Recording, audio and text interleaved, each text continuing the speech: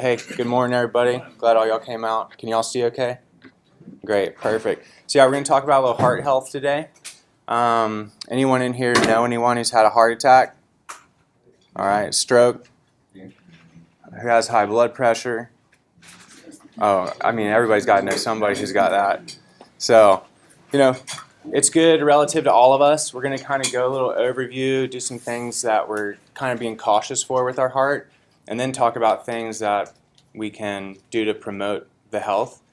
And if you have questions at any point in this, feel free to raise your hand, speak up. I'd love for this just to be more of a conversation if we can get it to that point. I'm here for y'all to answer any questions if you have any, and hopefully just raise some awareness and move forward with that. So a little overview, kind of what we're going to go through. Like I said, these are kind of the main big problems with the heart. So you're looking at the arteries, which are kind of the pipes of the pump system that we have going on. Food is a big one. Lifestyle, contributing to the plaque that's in the arteries. So you can be closing, the volume that's allowed to go through.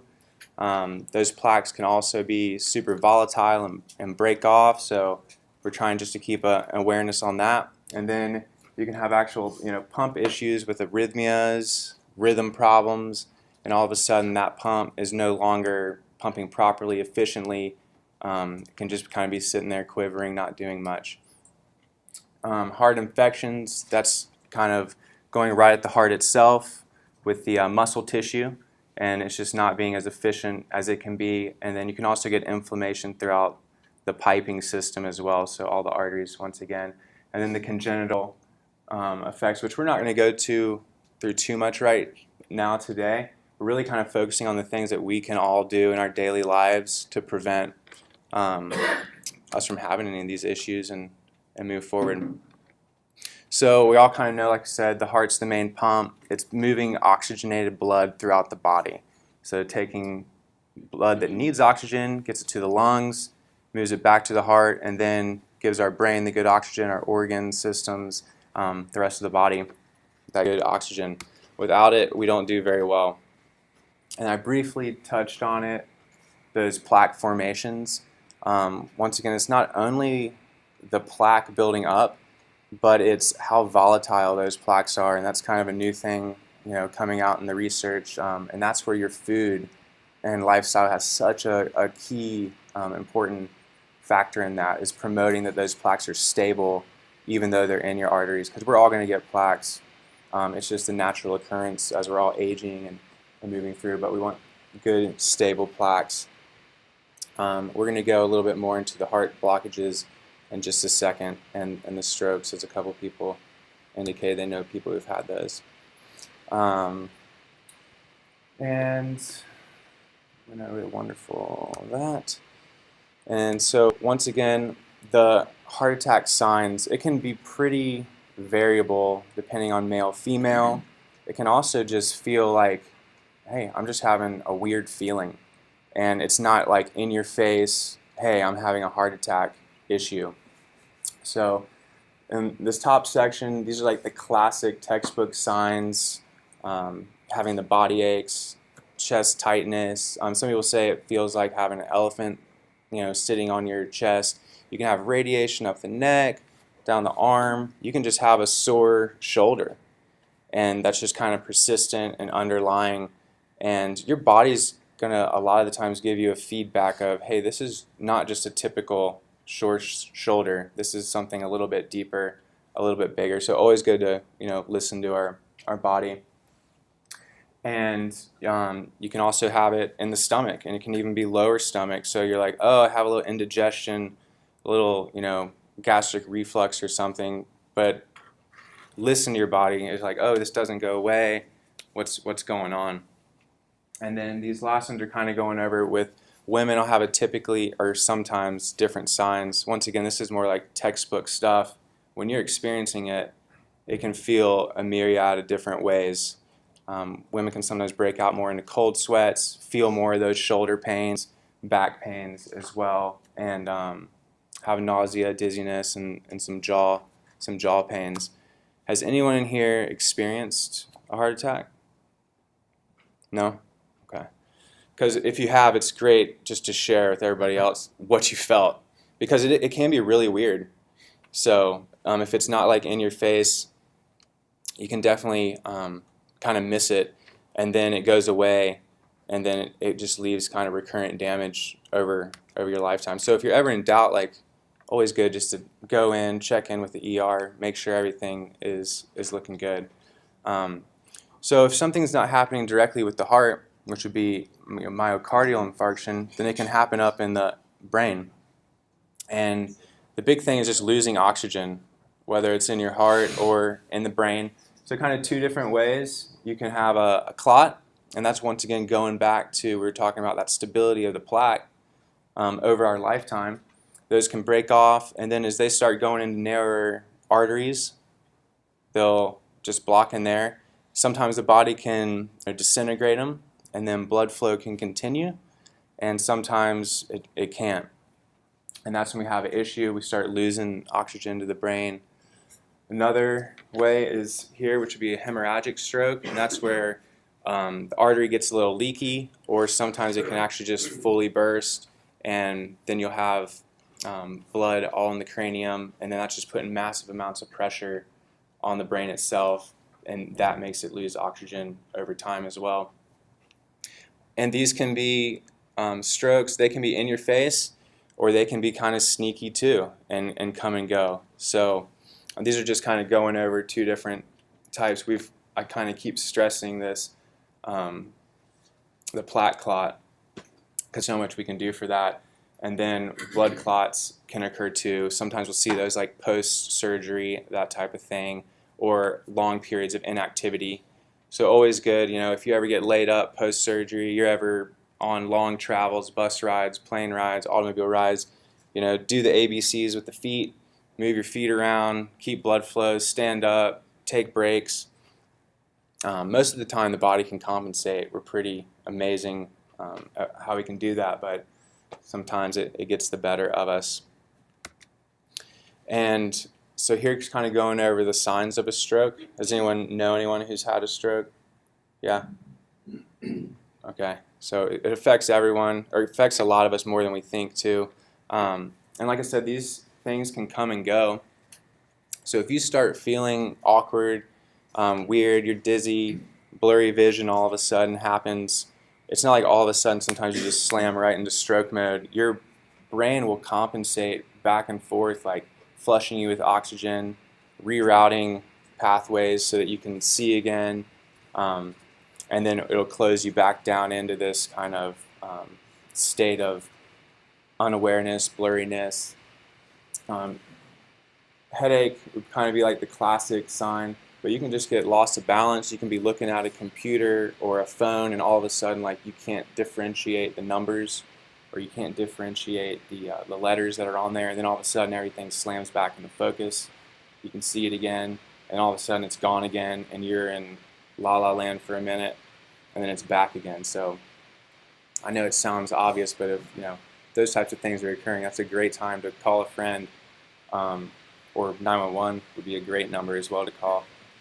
But just to get you in a good thing, because both with heart attacks and stroke, the sooner you can take action for your friend or for yourself, the better we all have. And getting over our fear, anything of going to the hospital or saying we need help is a big part.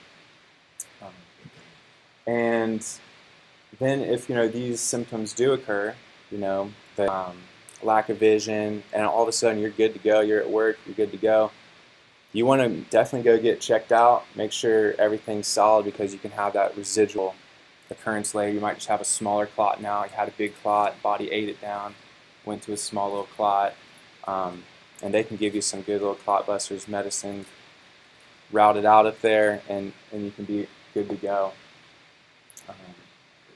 Has anyone experienced a stroke in here? No? Okay. They'd be able to give us some nice insight, some better insight into that. You can also have one-sided paralysis as well, and that can come and go. These are kind of the uncontrollable things that we all are pretty aware of, I think. Age, we're all moving down that road.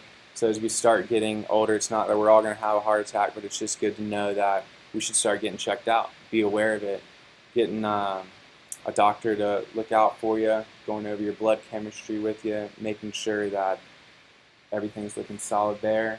Us guys are a little bit more at risk than women. And then pregnant women are a little bit more at risk than the general female population as well, just due to hormonal shifts. And then, blood pressure can rise a lot, and that's what kind of causes that. And then African Americans, Hispanics tend to, just due to genetic pushes, have a little bit higher tendency towards that. And then family history runs deep in my family. But just a good thing to be aware of. The thing is we're not trapped to our genetics. We're not trapped to our family history or our culture or anything. That's our baseline code, but it's our daily lifestyle, what we're putting in, the yogurt we're eating, whatever. Instead of that Chick-fil-A, that's helping push us in a direction of not, having high blood pressure, having issues with the heart overall. These are a couple of the controllable lifestyles, and we're going to go kind of just in a little bit in detail into each one of these, but you can look at the pretty colors for just a second there as we move on. So high blood pressure,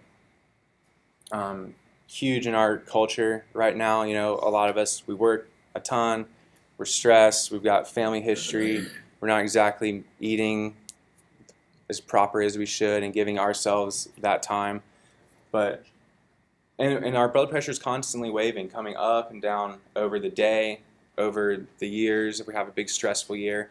But it's that long-term elevated blood pressure that starts just wreaking a little havoc on the body system, little by little, kind of aging you from the inside out, putting way too much pressure on your filter systems in your body and your kidney and your liver, and then too much pressure on the arteries themselves over time and on the heart. So, little list of some basic things that can help to decrease the blood pressure, keeping that salt to a relative minimum.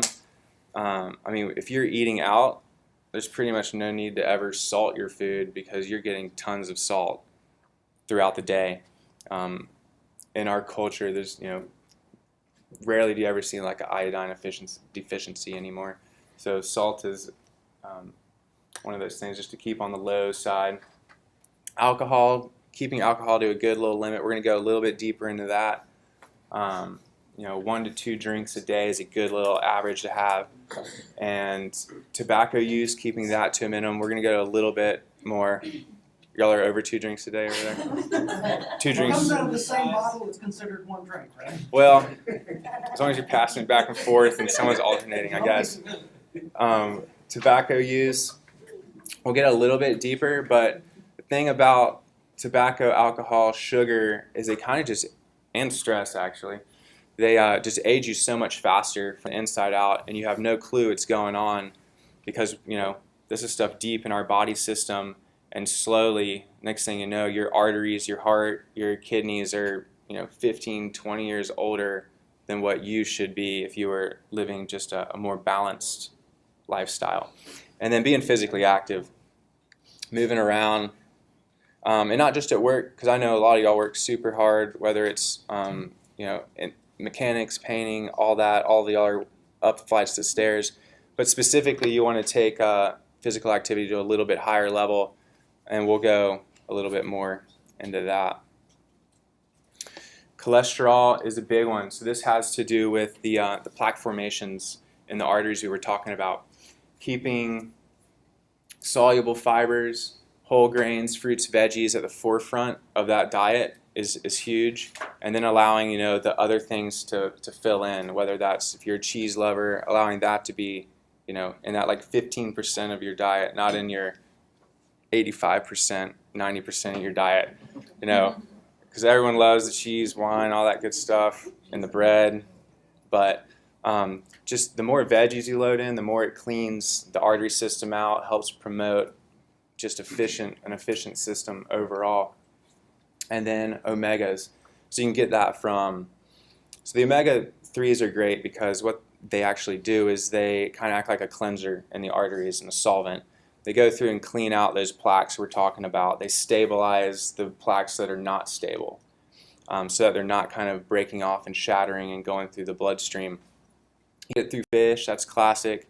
You can take supplements if you need, but you can also get it from avocado, hemp seed, walnuts. You can do some almonds as well. They're not super high in it, but there are different avenues to go about it than just like classic fish, because a lot of people are like, I don't like salmon, I don't really like fish, so that's absolutely a-okay.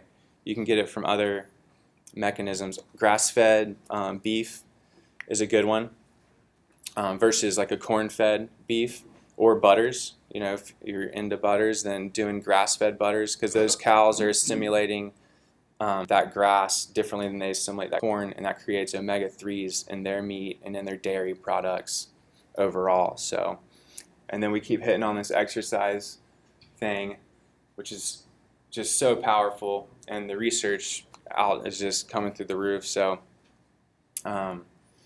regularly telling your body you want to use it and keep, you know, moving and grooving over your lifestyle has such a huge chemical cascade in the body of antioxidants and anti-inflammatories and stabilizing those plaques once again, so your body knows that you want to be efficient. And we touched on this fourth one, just making sure, you know, if you are being seen by a physician, making sure you're properly taking the doses and having an open conversation with the physician of like, my blood pressure's still through the roof, or my blood pressure is really low now, or my cholesterol is through the roof still. What's going on?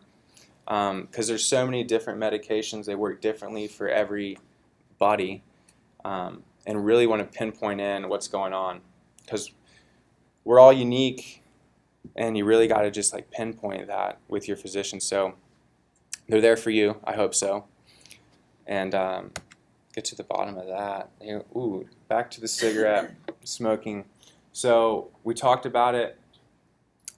The cigarette smoke, all the nicotine, all the byproducts, they go through the arteries. That's the biggest area, and they make it so that it loses its elastic potential. So typically your arteries are like constantly expanding, constantly contracting to keep up with your blood pressure, making sure it's perfusing through the body properly. All of a sudden, the chemicals in the cigarettes go through and just harden it, and basically like making it concrete almost, and it just has such little potential to move, and that's what can raise blood pressure up.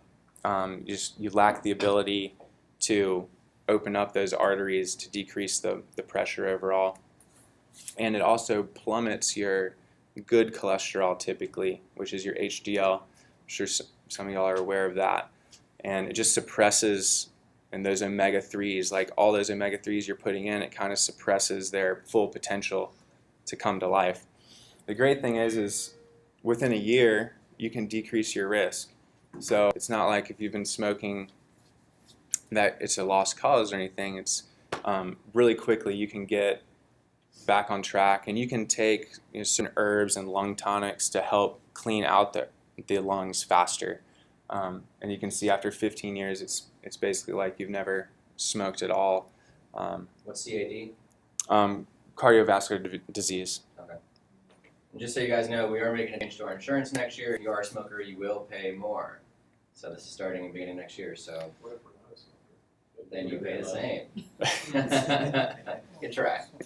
But we will offer cessation programs, and if you enroll in cessation programs, you can get the same payment you had before. So good. That's nice. It's really good.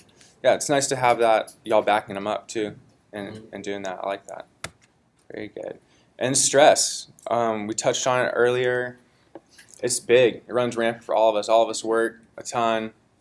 We're always trying to balance life, jobs, the home life, moving, still making sure that we're, going after our passions.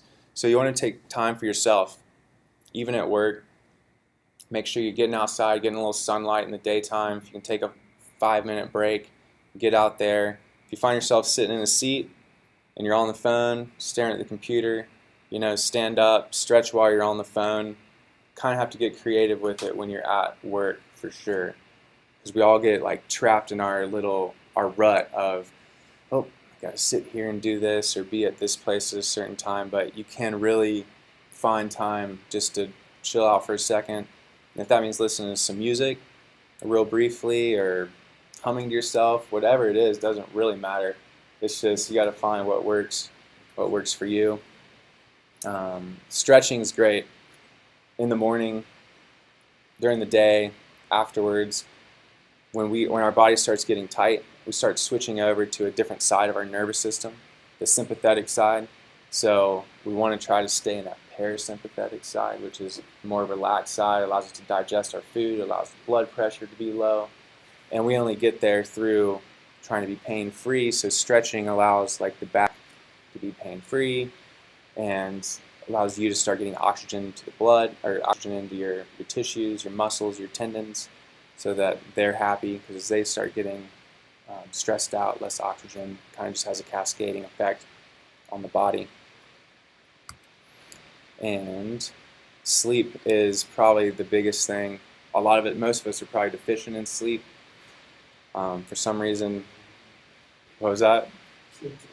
Sleep's overrated. I know, but I swear there's something to it. At least for me, and everybody's different. So if you can do 5 hours of sleep and you're still a rock star, great. I need like 8 to 9, and but that's hard to get. It's hard to get. Some people need 10, and you gotta. What was that? You're 10. Is that hard to get for you? Are you able to get it? Perfect. Great. Great. Of course, the customers are bored, don't they? I know, right? You're like, where is she? I don't know. Not again. It's all right. As long as you wear dark glasses while you're sitting at your desk, you're good to go. And then financially, that's another big one too. So we think stress just as in like our daily lifestyle moving, but having debt is a huge one too. So if that's an issue, find someone. All these are about finding support for yourself, whether that's a physician or a nutritionist or an advisor or a friend. Y'all are surrounded by a lot of good people in here. I'm sure they have a lot of wonderful ideas on how to get themselves in a good place. That's Snickers? What is that? I'm just kidding. Something that's really hard to open apparently. So, heart healthy diet. That's what Brian and I were just trying to bring a little something in here for y'all. Color's a big thing. If you just think about trying to put multiple colors, you have bananas, yellow, you got the blueberries, the blue, get strawberries back there. There are blackberries as well. Having that variety of colors gives you different bioflavonoids in the body, and that's different styles of antioxidants. Each one works differently for all of us. So keeping like colors in our foods is huge. That goes through, helps quell the whole cardiovascular system. As the cigarette smoke is aging, or the sugar is aging the arteries, this is going down and kind of scrubbing and repairing and taking all that out of the body to get processed. And that really comes from the colorful foods, the greens as well, like the avocados or the kales or collards, whatever it is. Red, so your apples, or yeah, you got strawberries back there. That's right. Any other colors I'm missing? Purple, grapes. Anybody think of any other colors? Oranges, greens, yeah. Kales, that'd be good. Because a lot of us kind of stick to the yellows and the whites. And that's a big push for all of us, because all the breads, meats, those are all just considered, I would say, in the white-brown kind of family. Really like, making it a colorful meal, whether it's a salad or whatever. A lot of salads I see end up looking white for some reason, and they should look green and colorful. By the time there's lettuce and egg and cheese and ranch dressing all over it, all of a sudden it becomes a white salad.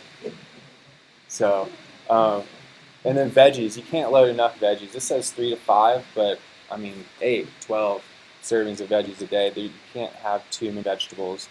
They go through, scrub the artery systems out again. They bind on to molecules we don't want and help get them out of the system. So even if you're trying to find good, healthy lifestyle or eating habits, you're not sure how to do it, just load in as many vegetables as you can. Start there, and that'll muscle other things out that maybe you can work on slowly. And whole grains are great.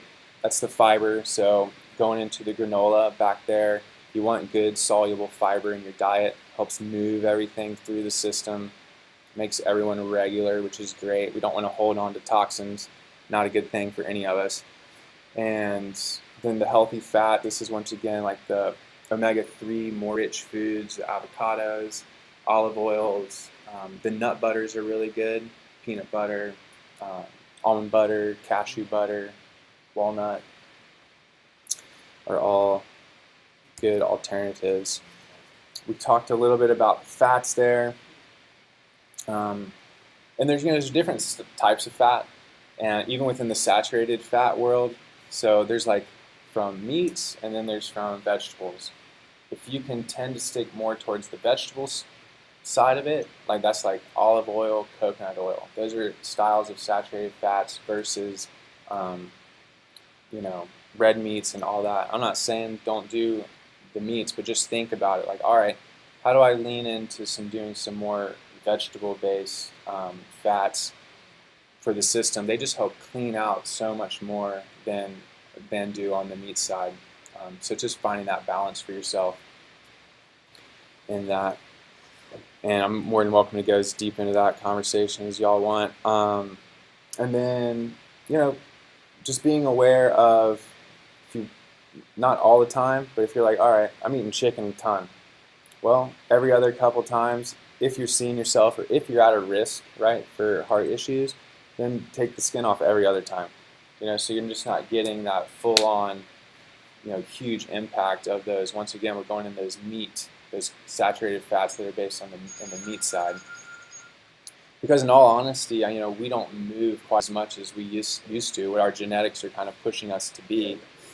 We all live a lot more sedentary lifestyle, and like you're talking about with your desk and everything, like trying to find these ways to incorporate movement. We're all, unfortunately, we're all moving into this a little bit too sedentary lifestyle. And these are what Brian and I tried to avoid bringing in today. But we did pretty good. It's hard to even consider them foods. Almost brought the peas, guys. Right? We've talked about that, because there's no green back there. Like, we'll sprinkle peas in the yogurt. And I mean, these are just so high sodium is what this is getting at. And it just sneaks in. 1,500 grams of sodium is kind of like what you'd like to have every day. And then so all of a sudden, you're there real quick, just in a quick lunch. And then through the roof. And touching back on the alcohol, that 1 to 2 drinks a day is a good one to have. If you don't drink alcohol, definitely don't have to start for the health benefits of it. But if you already do like consume, then perfect. It's just about being aware. Save them up. What was that? Save them up. I know. Yeah, and then you do 12 on the weekend. Yeah, I know. It's a different discussion for it. I kind of think having that steady throughout the week is nice. That one beer kind of thing. Yeah. But if that's what works for you and your lifestyle, then that's it. Because it becomes such a burden for the body. As you're metabolizing 2 beers versus 8 in a day is a big difference. Or even just going through one, the liver just backs up, and then what was that? Oh, that's not right. And then obviously we hear about the resveratrol in wine, but you'd have to drink 4 cases of wine to get what a pill can give you of resveratrol. So you won't make it to get this. You know what I mean? So what they say about chocolate too? I don't know. I say go for the dark chocolate for sure. It makes me happy. Just share it with somebody too. Getting physically active. We covered most of these. The only one we kind of didn't touch in on was diabetes. So it's huge for blood sugar management. And diabetes, we're going to get to in just a minute, is a risk factor for heart issues as well because of the effects it has on the kidneys, on the arteries, that constant sugar load in the heart and in the cardiac system. And everyone, I talk to a lot of people, and they're just like, exercise is too much, don't have time for it. It really takes 15 minutes a day. Just wear yourself out in 15 minutes. I'm pretty sure I could wear myself out in 3 minutes. So, and if you can last 15 minutes, I mean, it's really good. So this bottom one, this is super vigorous activity. That is right around 15 minutes a day. And that's only 5 days a week, so you got the weekend off if you want.